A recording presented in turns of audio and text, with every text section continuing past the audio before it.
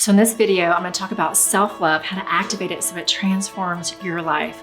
Self-love is one of the most transformative, powerful forces on the planet, but most of us were not taught how to use it in our lives and how to give ourselves the love that we really deserve. I've learned so many ways along my journey that I want to share with you how to activate this and use it to empower you in your own life. So let's dive in.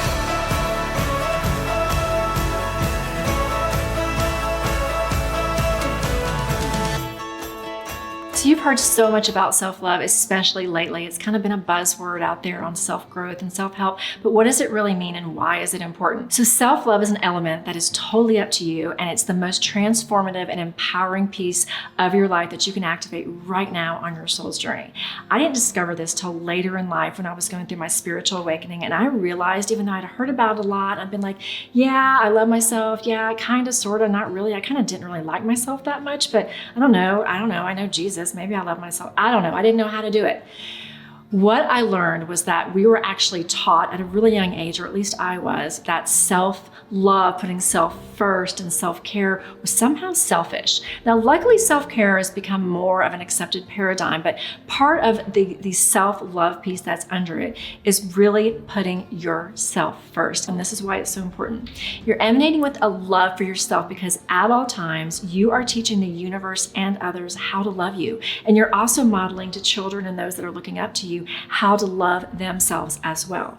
So if you were like me, you may have had a parent, specifically my mom, that maybe gave herself away to everybody. I don't really ever remember her giving herself acts of self-love. I don't ever remember her pampering herself or taking trips with girlfriends. Of course, that was a different time. That wasn't as popular as it is now, but I love that we can activate this within us and really come into a place where we can say, not with arrogance, not with narcissism, not with trying to one-up anyone, but by saying, you know what, I'm going to put myself first with grace and with love and with full acceptance for who you are and where you are, because I want you to put yourself first. But in this moment and in my life, I'm going to tend to myself first, because here's the deal.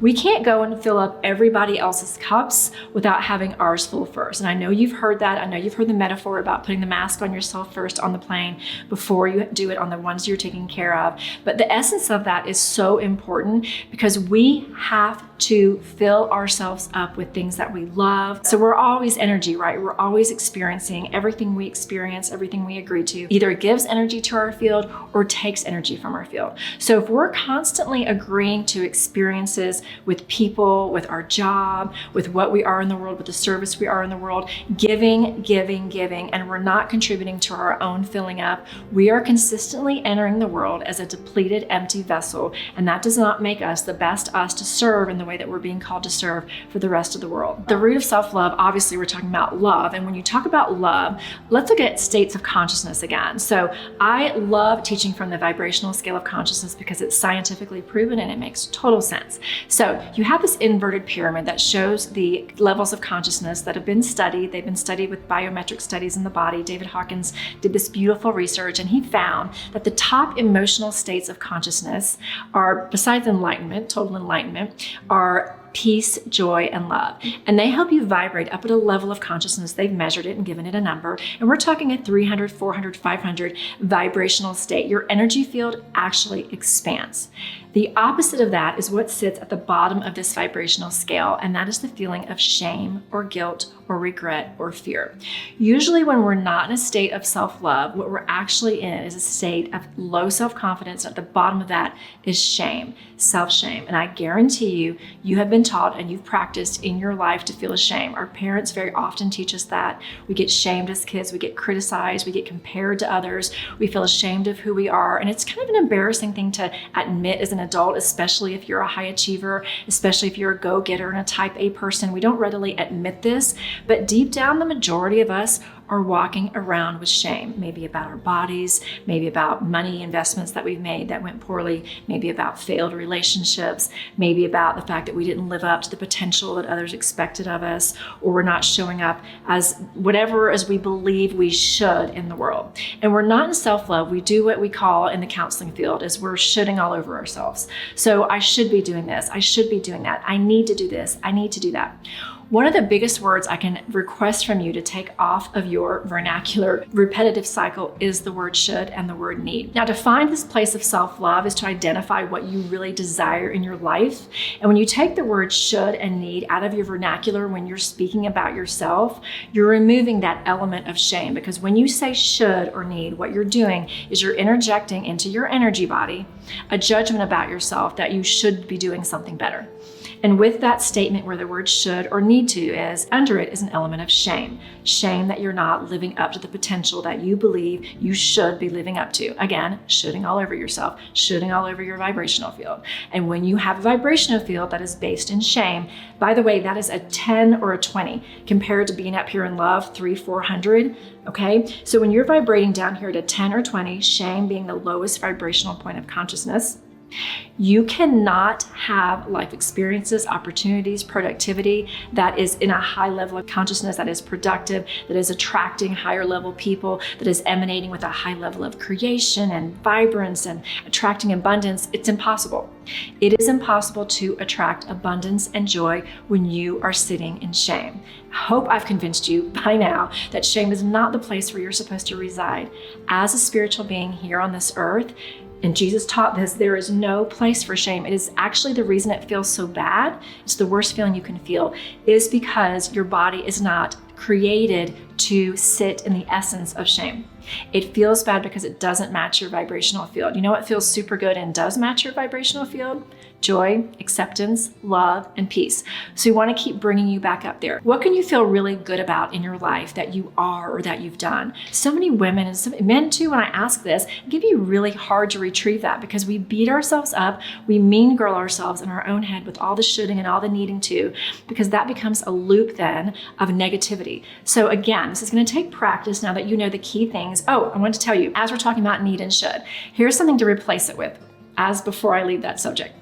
If you can replace it with the word want, this is key and this is an amazing technique to use. So let's give an example. So I really should be volunteering for my kids' class more. Been there, done that. I've done the room mom thing. It's awesome when it feels really good. It's not awesome when it doesn't feel good because maybe you want to give your energy to something else, right? So I can sit here and say in groups of women, God, I know I really need to be the room mom again. I really should be volunteering for the next, whatever it is. Well, the truth is, I don't really want to because I'm doing this work that I love. And right now, my service to the world isn't best served, even though I loved being a room mom for my kids. And it's an awesome place to be. Right now, I would like my energy to go into this kind of work. I really want to do this kind of work. So when I replace the word should with the word want, and you're going to practice this in your life too, and you're going to be amazed at how quickly you're going to identify what you truly want. What happens in your body is you will get an energetic response, an emotional response that comes from your gut that tells you whether or not that statement is in alignment with your soul's voice. Okay, so let's practice. I'm in the group of women and I say, God, I really should be volunteering more. I really should. Let me flip it. If I say to myself, I really want to be volunteering more, my soul's like, really? I don't think you do right now. So I volunteered for years and I think it's awesome, but right now, I really don't want to. I want to be doing this. So let me check myself. I really want to be shooting videos and teaching the world about awakening. Yeah, I felt an expansion when I said that. That's a hell yes. That's something that's a part of your soul's path. So let's practice that with you. Maybe you feel like, and here's a reverse. Maybe you really are working on your physical health, okay? And you want to be getting healthier. Maybe you want to be trimmer. Let's do some checkpoints around this. If this is one of the issues that you want to improve on in your life. I really should be much fitter. I really should be thinner. Okay, that's judgmental. How about, I really want to be fitter. It's much gentler, right? I really want to be fitter. I really want to be thinner. Does that feel good to you? Especially I really want to feel fitter. Yeah, that actually feels good. Gosh, I really should be running. God, I should train for a marathon. Maybe you do, but if you don't, check with yourself. I really want to be running more. I really want to train. You probably can't even get the words out. I can't because I am not a marathon runner. If you are, it'll feel good to you. For me, when I say I really want to run a marathon, no. My body immediately contracts. So you can practice that. You can say, God, I shouldn't eat that. I should eat a healthier, stop. I really want to eat healthier. yeah, you know what? I really do want to eat healthier. Let's remove the judgment. All of that mind chatter that's going on in your mind, if you can make that simple transition and replace should and need with the word want, and then check with yourself and expand in your own essence. What do I really desire? What is it about being fit, about being thin that I really desire? I really want to feel good in my clothes. I really want that. Remove the judgment that I'm too fat today or this doesn't look good on me. We got to stop doing that in our heads. There's no room in your life for shame. There really isn't. When you get to your end of your life and look back, that's not going to be something you wish you'd done more. You're going to wish that you'd given yourself a break. And you're going to appreciate the body that you have now, by the way, when you get older. Learn how to replace those words when you're talking to yourself, because in it, you're going to start loving yourself more. You're going to start giving yourself grace. You're going to start being gentler with yourself. And in that, you're moving up the vibrational scale of acceptance and self-love. You're going to start attracting then the impulses to follow through with the things that are going to attract the well-being, the partner, the relationship into your life, because your self-love then is not based in a place of self-judgment, which is shame. It's going to be placed in a state of the desires of your heart, what you really want in your life, what you really love. And in that, let's also talk about, as I was referring to before, what are you really proud of? What are you really good at? What can you be really good at? It wasn't until I was older, until probably just a few years ago, that I decided I'm going to really start owning what I'm really good at. So right now I'm shooting these YouTube videos. I really think I'm good on video. I'm not saying that to brag about it, but you know what? When people have said, oh, you're good on video, me in my 20s would have been like, oh my God, I look so dumb and my hair is out of place and I talk too fast, which I sometimes do. I would have negated and brought up things about myself, because we're taught to do this, right? Women do this, where I cut myself down. Men do this too. It's like we're taught that if we somehow shine, we're too much or we're too braggadocious or whatever it is. No, like relish in it from a place of self-love and grace. So right now, if people have asked about this process I'm going through, I'm like, you know what? I really love doing videos. I love sharing what I do. I love the way that I am on video. And so it's something that I enjoy doing. Again, I feel really good saying that. I know the things I'm not super great at. Do I need to expand that? No, it's not my Jimmy Jam. This is. I'm going to talk about it as if I love it. Therefore, I'm going to be emanating then with the law of attraction that's going to be confirming that I'm true. I'm going to have a really good time as I'm doing this. So whatever that is for you, remember, you're creating your energy field around what you're doing, what you're creating. And when you're coming from an essence of self-love, you're not only going to be mastering the creation, you're not only going to be expanding what's really, really a talent of yours, what's really a unique ability of yours, but you're going to be taking it to another level. That goes for the relationships that you're going to be attracting. So if you want to attract, maybe it's a lover, maybe it's just a new high vibe tribe, maybe your family isn't really vibing with you anymore, and you want to feel people in your life that feel like soul family.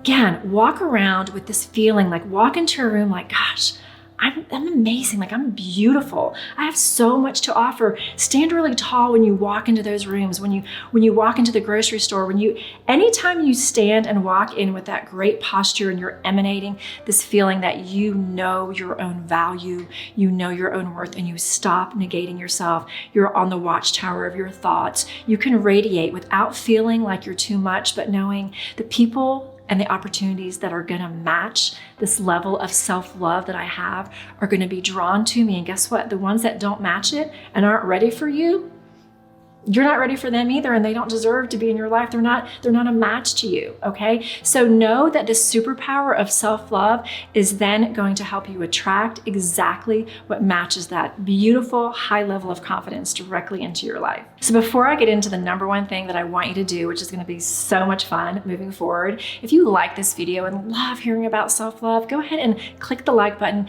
and subscribe to my channel so you can hear more videos about how to empower yourself in your life every single day. Let's get back to self-love. So the number one thing I want you to do right now, starting in this moment, is to make the choice to treat yourself with the self-love that you're now harnessing and feeling in your heart. treat yourself the way that you want to be treated. And I'm talking about physical things. We've talked about energy, we've talked about words. I want to talk about you giving to yourself the way that you know you deserve to be treated. It's simple things, and you've heard this before, but why don't you go ahead and put them into action?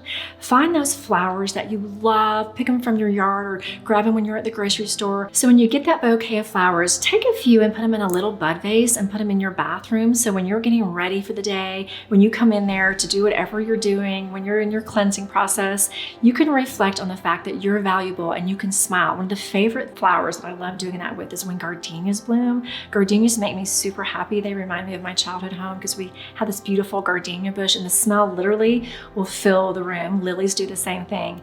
Grab one of those off the bush in the front yard when it blooms and just place it somewhere, maybe on your desk, because you probably never put flowers on your desk. If you're like me, you probably don't. Put a little bud vase so it reminds you of how valuable you are, so that you can then, again, have that feeling of self-appreciation, appreciation for the flowers. It all contributes to this lovely, beautiful aura that you're going to be emitting as you walk into the world. Other things you can do are use the good china on a daily basis. You know, other day I was pouring a glass of wine. I went to grab one of those little plastic stemless glasses, and I stopped and I was like, I actually have a collection of really beautiful china from the marriage. I'm like, I'm gonna go get the glass of pretty china. I was just by myself all day, but you know what? Every time I picked it up, it gave me a sense of appreciation. It gave me a feeling of luxury, and it was just for me. Those kinds of things are super important in your life so that you can, again, emanate with that beauty that really is about the true essence of who you are. And finally, one of the best acts of self-love that you can do if you're ready for it is to take yourself on a solo trip. Or grab your bestie if solo trips aren't for you. But one of the best things that I ever did that literally accelerated my self-growth process and gave me so much time to reflect on who I really was as a beautiful human being that wanted to evolve was I took myself on a luxury trip. I treated myself to all the top stuff, and I took time to really get to know myself, to journal, to treat myself to beautiful meals, to the good champagne, to the flower petals in the room, all of those things, because then what happens is I was, and you can, set yourself up for the love that you're really desiring to receive in your life. By giving that love to yourself first and treating yourself to that high level of experience, you will then attract things that match that directly into your life, including, by the way, eat the good chocolate. I hope these tips help you find a feeling of just juicy, good self-love in your life, and that you can easily put them in place in your life on a daily basis so that you can start attracting things that match that directly to you. Take care. So if talking about love made you feel super good, I've got another opportunity for you to join me in talks about the same topic. It's a free masterclass. We're going to talk about activating sacred self-love in your life. If you'd love to join me there, I'd love to have you. Again, totally free. Click the link below and join me. I can't wait to see you there.